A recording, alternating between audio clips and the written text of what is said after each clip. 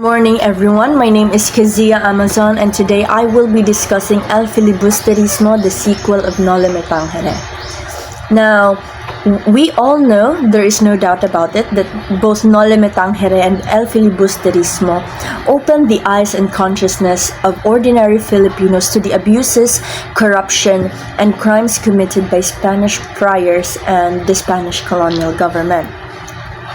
Now, El Filibusterismo was published on September 18, 1891 in Ghent, Belgium. He started writing the El Filibusterismo while practicing medicine in Calamba.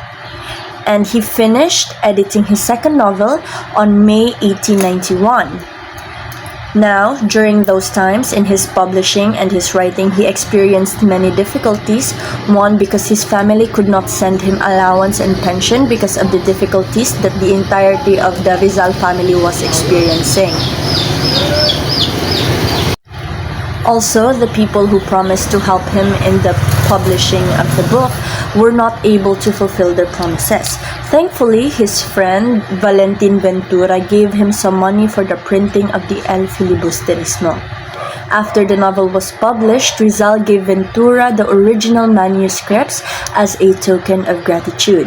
Now, it wasn't entirely a monetary problem that Rizal faced, because Rizal revised the El Filibusterismo 4 times. He kept saying that he was finished with the novel and then going back to revise it. He kept saying it was ready for publishing and then going back to revise it. Why? Because on May 23, Rizal learned that his family was evicted from the lands they were cultivating in Calamba, and also that he heard the news that Leonora Rivera was getting married. So of course, his heart was filled with sadness, and he wanted to keep revising, and the emotions influenced him to keep changing the contents of the Nole Me Tangere. So now we are going to be reading the summary of the entirety of El Filibusterismo from chapter 1 to chapter 7. So, the novel begins with a steamship traveling up the Pasig River. When the steamship reached the lake, Benzaib asked the captain where Crisostomo Ibarra was killed 13 years ago. The captain points to a spot, and Father Sibilia jokes that the son is now together with his father on the lake. And Benzaib quips that that is what you would call a cheap burial.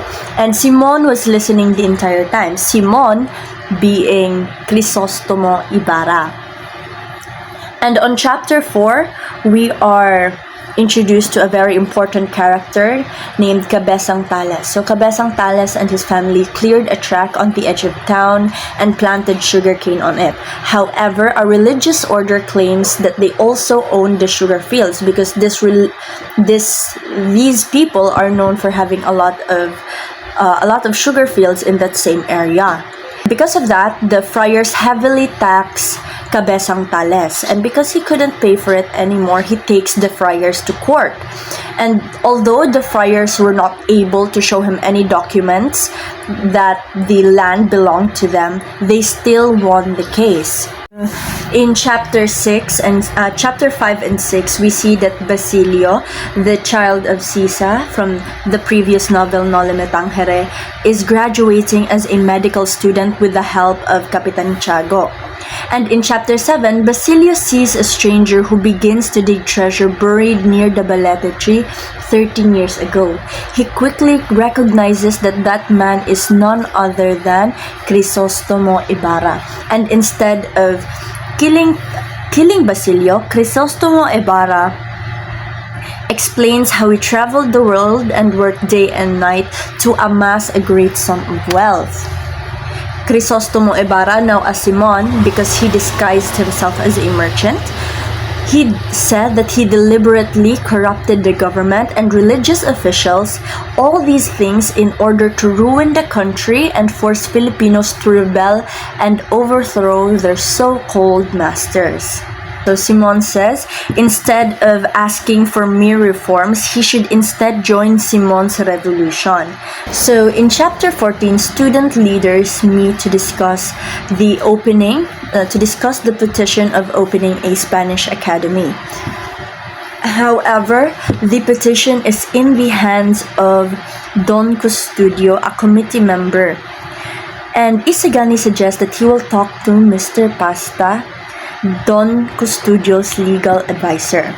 So in chapter 15, Isagani meets Mr. Pasta to convince Don Custodio for the approval of the petition of the students. But Mr. Pasta has decided to stay away from the issue because he has many friar clients.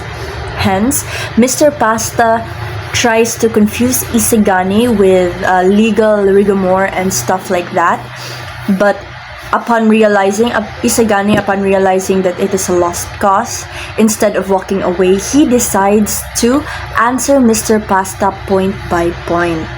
Chapter 19, we realize Simon's plan of rescuing Maria from the convent which she went to when he died as Crisostomo Ibarra. Revenge is his first objective, and the revolution is only secondary. It is just a means to be with Maria Clara again and to get back to those who wronged them.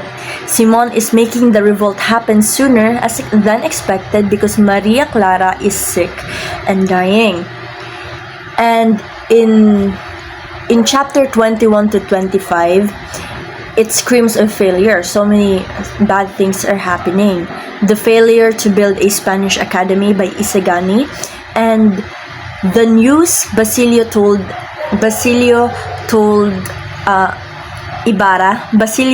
Simon that Maria Clara is dead.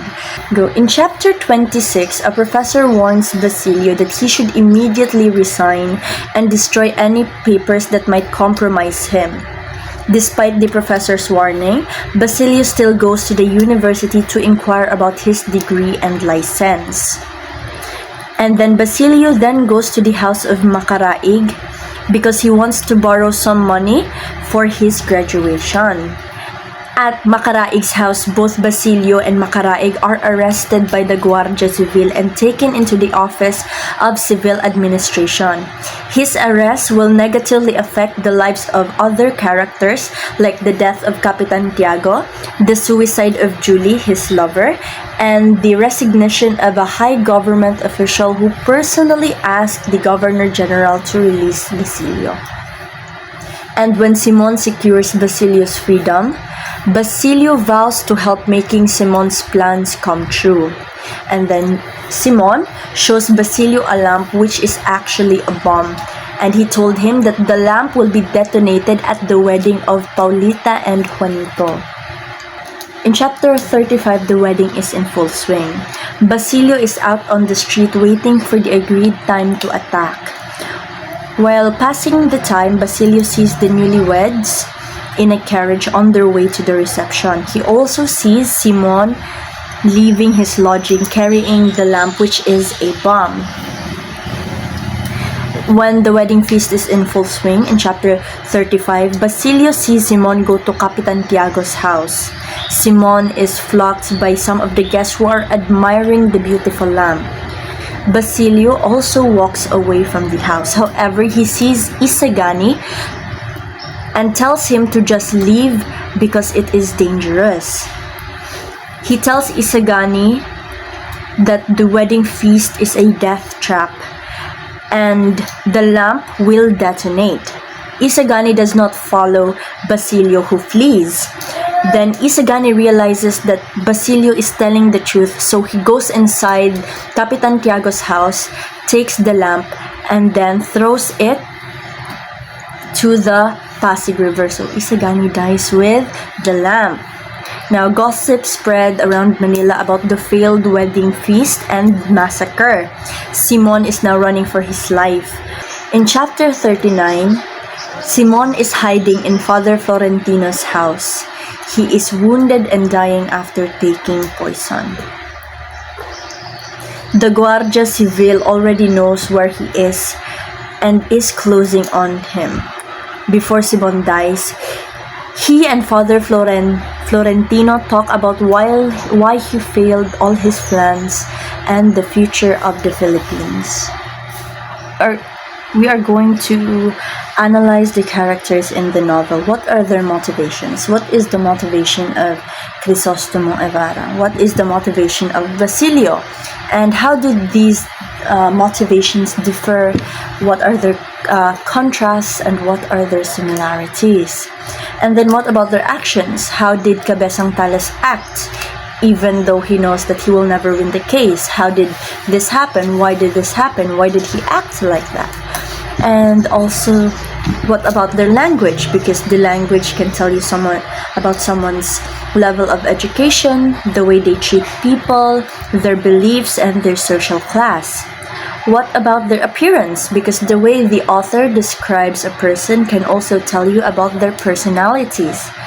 For example, if you compare and contrast Basilio and Simon, both have history, both have suffered at the hands of Spaniards. However, he and Simon differ on how they see the world and how they want to live in it. So Rizal dedicated the El Filibusterismo to the three martyred Filipino priests, Gomez, Burgos, and Zamora. In the Noli Me Tangere, Rizal alluded that their execution is a moment of awakening for the Filipinos. The central theme of the novel is how to achieve Philippine independence. This idea is chiefly presented by Simon, and in the final chapter of El Filibusterismo by Father Florentino. However, these characters represent two different ways on how to achieve independence or freedom.